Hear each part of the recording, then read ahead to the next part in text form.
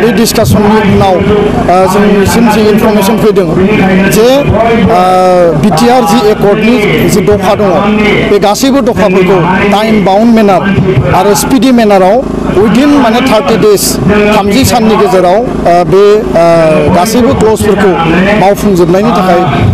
होम मिनिस्टार बिथाङा आसाम सरकारखौ डाइरेक्शन होदों आरो सेंट्रेल लेभेलनि जिखिनि बेयाव दफा दङ सेंट्रेल गभर्नमेन्टआ बेखौ गोख्रैनो मावफुंनो थाखाय बिथांमोना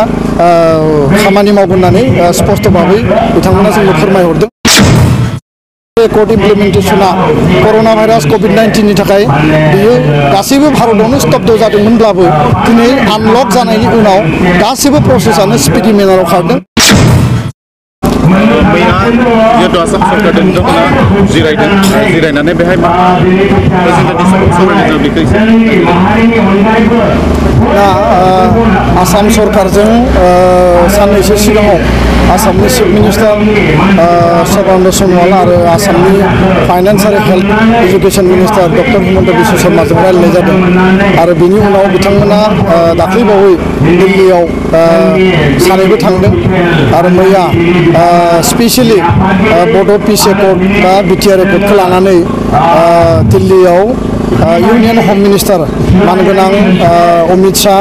आरो यूनियन होम सेक्रेटारि अजय भाल्ला आसामनि चिफ मिनिस्टार सर्बानन्द सन'वाल आसामनि cabinet minister doctor Himanta Biswa Sharma आसामनि चिफ सेक्रेटारि ज' लोगो नांनानै बिटिआर पिस एकर्डनि इमप्लिमेन्टेशननि सायाव स्पेशल मोनसे डिसकासन जादों आरो बे डिसकासननि उनाव जोंनिसिम जि इनफरमेशन फैदों जे बिटिआर जि एकर्डनि जि दफा दङ बे गासैबो दफाफोरखौ टाइम बाउन्ड मेनार आरो स्पिडि मेनाराव उइदिन माने 30 डेज 30 साननि गेजेराव बे गासैबो क्लजफोरखौ मावफुंजोबनायनि थाखाय होम मिनिस्टार बिथाङा आसाम सरकारखौ डाइरेक्शन होदों आरो सेंट्रेल लेभेलनि जिखिनि बेयाव दफा दङ सेंट्रेल गभर्नमेन्टआ बेखौ गोख्रैनो मावफुंनो थाखाय बिथांमोना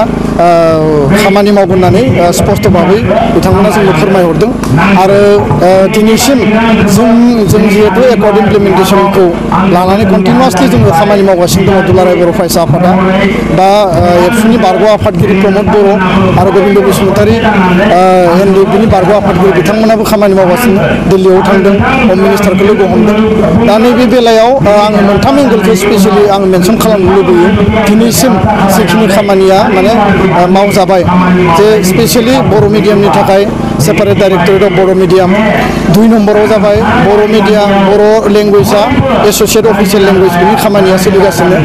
3 नम्बराव जाबाय बिटिआर ओनसोलनि माने स्कुलखौ प्रभिन्सियलाइज खालामनाय बिटिआरनि बाहेरायाव थानाय बर' मिडियाम स्कुल प्रभिन्सियलाइज खालामनाय आप टु माने कलेज लेभेलसिम बे आरो फारसेथिंजाय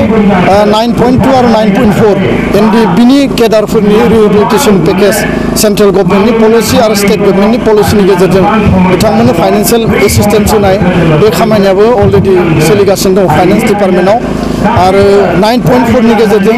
जि केस उइथड्र खालामनाय हाइनि आसार नन हाइनि आसार पाब्लिकनि केस केडारनि केस बे गासैबो केसफोरखौ माने उइथड्र खालामनायनि जि प्रसेस बे प्रसेसआबो कमिटि फर्मेशननि गेजेरजों सोलिगासिनो दङ बेराफारसेथिं जोंहा माने बाउन्डारि एक्सटेनसननि बाथ्रा दङ जेखौ जों डिमान्ड खालामदों जे सनितपुर आरो बिश्वनाथनि सिमुलुगुरिसिम बाउन्डारि एक्सटेनसना जानांगौ आरो बिनि थाखाय कमिसन मोनसे दानाय जागोन बे कमिसना बेखौ नायबिजिर खालामनानै एग्जामाइन खालामनानै एरियाखौ माने एक्सटेनसन खालामनाय जागोन दा बेखायनो बे जे पारा 14 नि गेजेरजों कमिसन दानायनि खामानि बे खामानिनि थाखायबो माखासे जिखिनि फर्मुलेशननि प्रसेस बे प्रसेसआ अलरेडि सोलिगासिनो फारसेथिंजाय 11 नाम्बार जि क्ल'जआव दङमोन जइन्ट मनिटरिं कमिटि माने बड' अर्गेनाइजेसन आसाम सरकार भारत सरकारनि गेजेराव जे मोनसे मनिटरिं एकर्ड इमप्लिमेन्टेशननि थाखाय बे कमिटि दानायनि थाखायबो अलरेडि दुलाराय बर' फरायसा आफादनिफ्राय रिप्रेजेन्टेसनखौ जोङो दैथायहरनाय जाबाय दा बेखायनो जों सानो जे बिटिआर एकर्ड इमप्लिमेन्टेशना कर'ना भाइरास कोविड-19 नि थाखाय बियो गासैबो भारतआवनो स्तब्ध जादोंमोनब्लाबो दिनै आनलक जानायनि उनाव गासैबो प्रसेसआनो स्पिडि मेनाराव खारदों आरो बिनि गेजेरजों बर' रायजो राजा आरो लोगोसे बर'जों लोगोसे रायजो जानाय गासैबो रायजो राजायानो मोनसे माने जौगा माननि मोनसे जिखिनि अधिकार मोननांगौ जौगानायनि जिखिनि हाबाफारि बेयाव लाबोनाय जादों जिखिनि इनस्टिटिउसन अनुस्थान प्रतिष्ठान लाबोनाय जादों बे गासैबो अनुस्थान प्रतिष्ठानखौ जों जुदि गायसनना लानो हायोब्ला मोनसे भाइब्रेन्ट माने बिटिआर हिसाबै बा मोनसे एडभान्टेज बिटिआर हिसाबै जों गायसननो हागोन जायनि गेजेरजों जोंनि फिउचार जेनेरेसन दिनै जायफोर फरायबाय थादों जायफोर स्कुल कलेज इउनिभार्सिटियाव फरायनानै दङ जोंनि उन्दै उन्दै गथ' गथायफोरा सेकिउर्ड मोनसे लाइफ बेयाव मोनगोन मर्यादा गोनाङै बिसोर थांना थानो हागोन आरो बिनि बे जि हाबाफारि बे हाबाफारिखौनो मेन एजेन्डा हिसाबै लानानै दुलाराय बर' फरायसा आफादा बिटिआर एकर्ड इमप्लिमेन्टेसननि थाखाय दिनै खामानि मावगासिनो दं बेराफारसेथिं दङ न'खरफोरनि जि माने एक्सग्रेसिया बे एक्सग्रेसिया फाननानै बे जिखिनि माने बिटिआर एकर्डनि गेजेरजों बबेबा दफानि गेजेरजों बिदि होनायनि बेबस्थाया दं बिटिआर एकर्डआव स्पेसियेलि लिरनाय दङ जायफोर शहीद बा मार्टियार फेमिलि नेक्स्ट टु किन थारमाने शहीद परियालनि जायफोर आत्मीय न'खरनि बिथांमोननो 5 लाख माने एक्सग्रेसिया माने एककालीन मोनसे एमाउन्ट होनाय जागोन आरो थांनाय समाव बड'लेण्ड मुभमेन्ट बा बिएलटि मुभमेन्टनि जिखिनि मार्टियारफोर दङमोन बे मार्टियारनि थाखाय आसाम सरकारा आसाम आन्दलननि शहीदफोरनि थाखाय 5 लाख करि होनाय जादोंमोन 855 आरो नैबे जि एबसु आरो बिएलटिनि मुभमेन्टनि गासै रायजोफोरखौ लाफानानै बिथांमोननो 5 लाख करि होनायनि थाखाय जि स्किम राननाय जादोंमोन नाथाय बिपिएफ हान्जा बा हाग्रामा महिलानि दैदेननायाव बे डिस्ट्रिबिउसना प्रपारलि जायाखै दिनै माने प्राय 2600नि गेजेराव एराउन्ड 200 to 300आल' मोनदों माखासे मोनासै बे फैसाया दङना गैला ना सोरबा बेखौ खोमाबाय ना बे फैसाया मानि थाखाय रानजायासै बिनि थाखाय खुनु एन्सार रावबो होनो हाया दा बेखायनो दुलाराय बर' फरायसा आफादा जों स्पेसियेल फकास लाखिगोन जे एनडिएफबिनि बे आन्दलनाव बा नैबे बड'लेण्ड आन्दलनजों रिलेटेड थानाय गासैबो जिखिनि मार्टियार फेमिलि 5 लाखखौ जाहाथे बयबो मोननो हायो बेनिफ्राय रावबो बन्सित जाया बेनि थाखाय जोङो सरकारजों खामानि मावगोन आरो बेयाव जेसेबां बाजेट नांगौ सरकारा बेनि थाखाय बाजेट प्रभिजनखौ लाखिगोन दिनै फरायसा आफादनि जुरिफिनबाय दा बे बेलायाव फरायसामोनखौ सावस्रिनि बिथिङाव माबायदि साग्रिद जानो गोलाव 6 मास लकडाउन आरो स्कुल इन्स्टिटिउसना बन्द जानायनि उनाव दिनै गिबि खेबनि थाखाय 9, 10, 11, 12 मोनब्रै क्लासनि बेखौबो माने शिफ्टिं मेनाराव बा नोङो कभिड प्रट'कलखौ मेनटेन खालामनानै मर्निं शिफ्ट आरो आफ्टारनुन शिफ्ट खालामनानै दिनै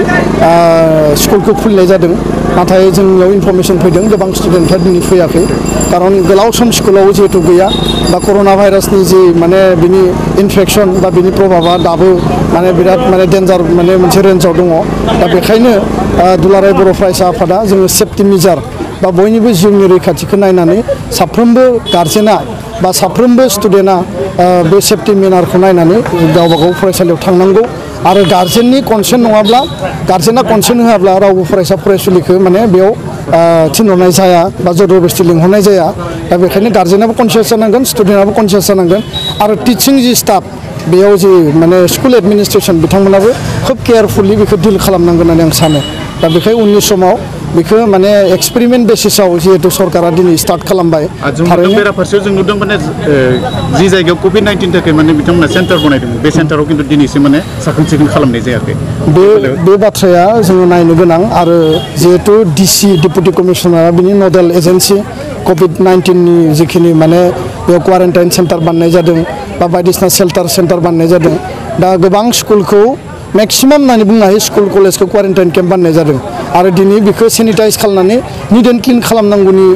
बिबानाबो नोङो हेल्थ डिपार्टमेन्ट आरो डिसिनि दा बेखायनो मोनफ्रोमबो डिसिखौ जोङो जेराव जेराव बिदि नेग्लिजेन्स जादोंब्ला जों बिथांमोननो लेटार लिरगोन बा टेलिफनिक जों बिथांमोनखौ प्रेसार होगोन बा डिसकासन खालामगोन दा बेखायनो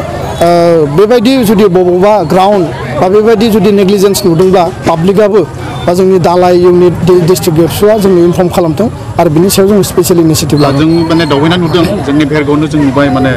मोनथामसो जायगायाव जिखिनि खालामदों खैराबारि कलेज बेनिफ्राय नैबे भेरगाव जाबाय हिन्जावसा के बर' हिन्जावसा गोजौ फरायसालि बेनिफ्राय डिमाकुसि हायार सेकेन्डारि दा बेयाव नुदों जिखिनि माने लेट्रिन इउरिननि बनायना दोनोमोन दिनैसिम बेफोरखौ थांनो साखोन सिखोन खालामनाय जायाखै आरो जाय माने बिथांमोना बेहाय थादोंमोन कभिड जायफोर माने बे एफेक्टेड बिथांमोना थादोंमोन बेफोरो जानाय बे जिखिनि खांसि खुद्रि बेफोरखौ एकदम लेथ्राहै माने बेयो थारैनो सोंखारिथाव आरो बेखायनो नैबे मेटारखौ लानानै जोङो गोख्रैनो जेराव जेराव बेबायदि सिटुवेसन जादों बेखौ जोङो लिस्टिं खालामनानै बे इन्स्टिटिउसनफोरखौ जोङो गभर्नमेन्टनो साबमिट खालामगोन आरो इमिडियेटलि बिथांमोना बिनि थाखाय इनिशिएटिभ लानांगोन नङाब्ला जोङो स्टेट गभर्नमेन्टखौ बिनि सायाव स्पेसियेल माने इनिशिएटिभ लानो थाखाय जों प्रेसार खालामगोन